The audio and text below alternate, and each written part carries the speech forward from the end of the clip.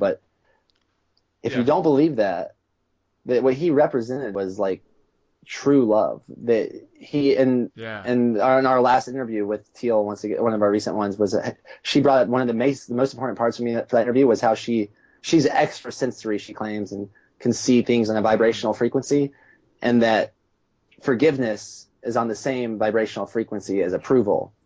And when I think about Jesus being nailed to the cross and approving of the people's behaviors, like for asking for forgiveness of God for their behavior, that is like true empathy. That's like true love, that where you can like forgive the people that you think are your enemies, that not only can you forgive them, but you can approve them, that you can approve the role that they played in your life from a larger spiritual context. That, you know, whoever you think your biggest enemy is, Samir, or anyone that's listening to this, if you look at yourself as a spirit that is going to be connected with the creator of the universe, that they were doing exactly what they needed to so that you could tap into your higher level, to the highest level of you being you.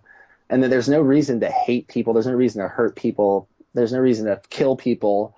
That you can love those people, even to love the ones, you know, anyone can love someone that loves them, but it takes a different type of person to love someone that doesn't treat you with love. And I think Jesus represented that. And regardless if you exactly believe it or not, to study that behavior. Study what he did, and that he's real, and it's real. That's awesome, dude. Yeah. That's so awesome. That's so cool. Thanks so much for being on the show, man. This is great. I'm so glad I got to talk to you and got to share your story and how you think with the Well-Being Nation. It's so awesome. I hope to have you back again sometime. We can talk about other things and go from there. But yeah, man, thanks so much, and hopefully I'll talk to you soon. And if you have anything else you'd like to say to the Well-Beings, please do. If not, I'll have to contact you again sometime soon.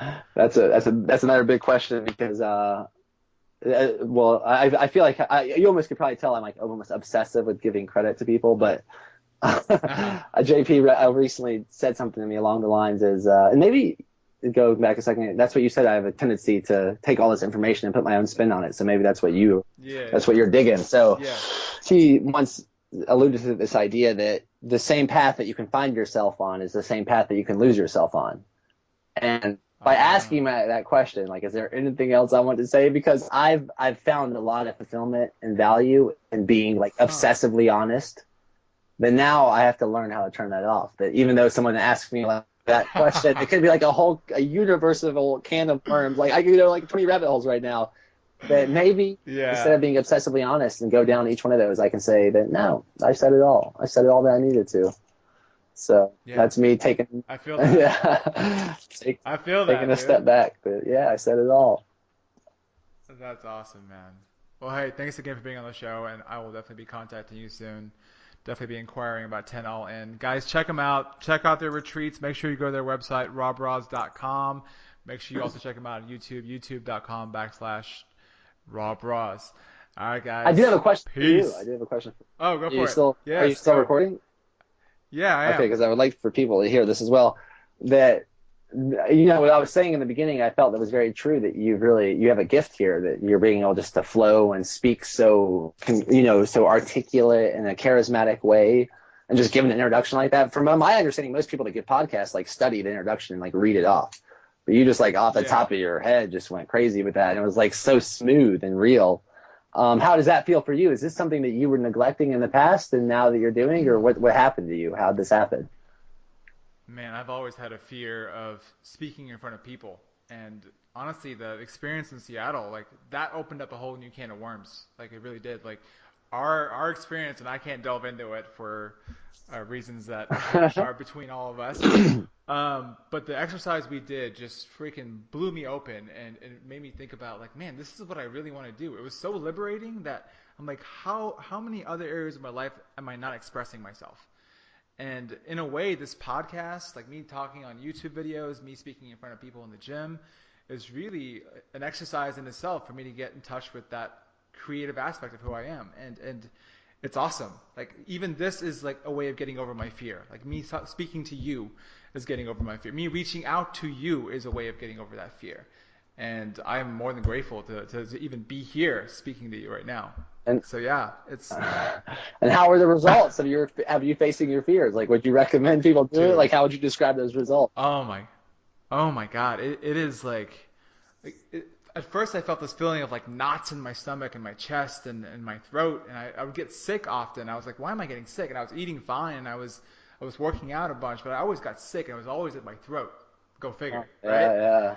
And then once I let that all out, like now it's so like I just feel at peace, a sense of peace, fulfillment, love, and abundance that I feel every single day. That you can't really put money on that. You can't put the value on that level of fulfillment is like, it's just like awesome. Yes. And I'm sure there are other levels that I can reach to that I haven't even discovered yet. And this is just the first step to me in that path. So yeah, I highly recommend it. Yeah. Isn't that scary though? Absolutely. Isn't it scary? Isn't it hard? Isn't it challenging? It's challenging sometimes to do that.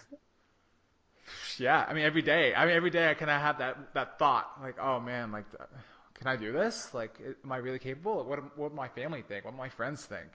Like, and sometimes it's hard too to be around friends that I was friends with when I was a kid, because like they're like, oh, who are you? Like, you're not the Sumer I know, and I'm like, oh yeah, I'm not the Sumer I know. I don't even know who I am. I just keep discovering these new versions of myself. So That's a great compliment too. I know some people are scared of hearing that, like, you're not who you used to be, but why would you want to be who you used to be? Then you're just like a sure sign of not growing. Exactly. That's stagnation.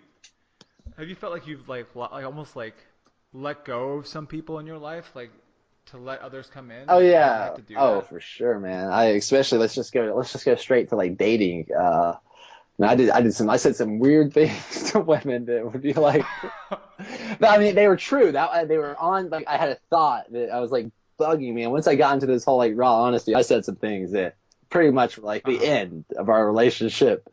And I was like, whoa, what did I do? Was that too much? Like, am I too much? And then I learned I'm not too much. Like, I am more than enough. And all of a sudden I attract Diana into my life, this girl that comes on our retreat. Yeah. It was like, the first time I saw her, I was like, I even think this girl's not really coming on our retreat, is she? And then there she was in the kitchen, and just all the chips fell into place. And if I had kept acting like, one of the worst traps to fall for is to have people love you or like you for someone that you're not. Like, that is a huge trap. Like, can you imagine if I stayed in those relationships where I was just behaving and acting like I thought that girl wanted me to act? Now, I never put myself in a situation to meet someone as amazing as Diana, and that's so much more fitting. And that's on the dating, but same thing with friends. Like, some friends, like, I don't know about all this, like, it's a little crazy. So I started spending less time with them, and all of a sudden I've made new amazing friends. Like, maybe not thousands directly, but attracting so many people in my life. They're so amazing. Like, I'm constantly inspired by the people that reach out to us. So that's awesome. For sure. Great results for me as well. Scary though, definitely scary. Oh hell yeah, it's always. It's almost like just great advice for someone. Just like, why don't you just wake up today and do everything that's scary that wouldn't put your physical body in like a harm. Not daredevil, like, but anything emotionally. Let's go ruin our reputation today, or like, let's go emotionally kill ourselves. See what happens. And it's like that. It's like the interview you had with Elliot Hulse, where he was like, move towards resistance and pain. Like, move towards that. Yeah, for sure. Without actually physically harming yourself, and you will find like something you've never even thought existed. Yep. Yeah. Real suffering is not pain. It's pain denial. It's denying the pain. It's like running away from pain. And what's scary sometimes is you realize it wasn't nearly as scary when you do it. But the scariest part was avoiding it. So life has an awesome way to teach lessons. A paradoxical way of teaching lessons sometimes. Absolutely. Well, dude, I can keep going. Yeah, you better cut us off. We're getting too close to an hour. Well, hey, let's wrap this up, man, and I hope to keep in touch with you very soon. And I am going to keep in touch with you very soon. I'm glad we did this, and I'll talk to you very soon. All right. Yeah, you too. Make it a great night. All right. Peace. You too. Peace.